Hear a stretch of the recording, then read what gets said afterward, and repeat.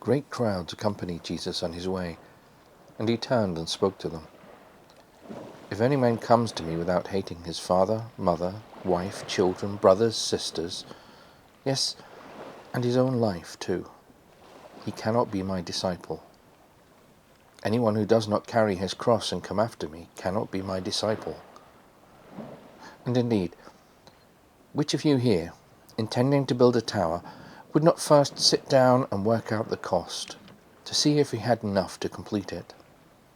Otherwise, if he laid the foundation, and then found himself unable to finish the work, the onlookers would all start making fun of him, saying, "Here is a man who started to build and was unable to finish."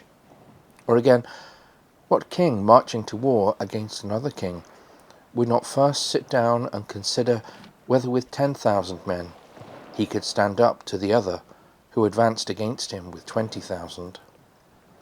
If not, then while the other king was still a long way off, he would send envoys to sue for peace. So in the same way, none of you can be my disciple unless he gives up all his possessions.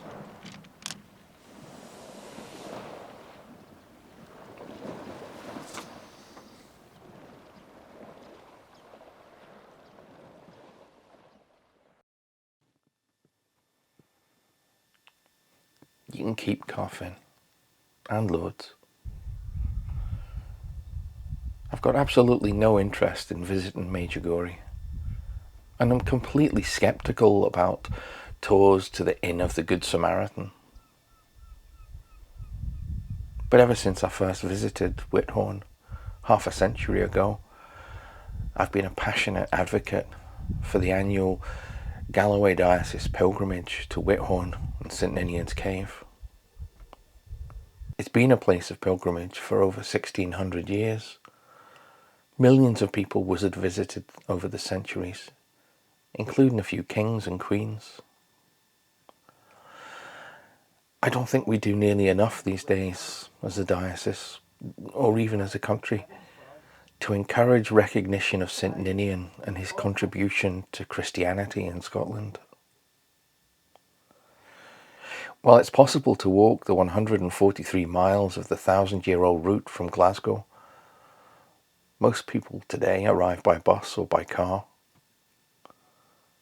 although a few still walk at least part of the way. But in my enthusiasm to encourage others to join us, I might have overlooked one thing.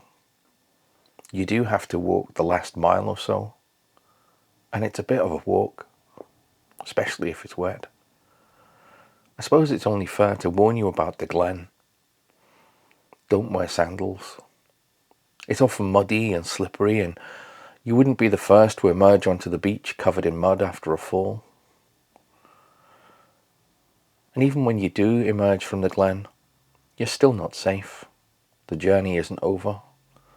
You've the beach to negotiate, picking your way over pebbles and ankle-turning boulders to the cave, or at least as close to the cave as it's safe to get these days.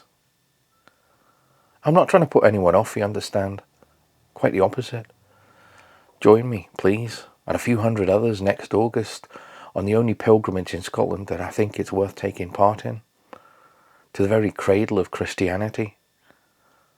But just know what you're getting into before you start. Wear decent footwear and bring a jacket, a waterproof one. It's amazing how long this pilgrimage has taken place, with the odd break for COVID and the Reformation. But people return year on year despite the challenges. I suppose it's a bit like Christianity itself. It's worth all the effort, as long as you appreciate what you're getting into before you start.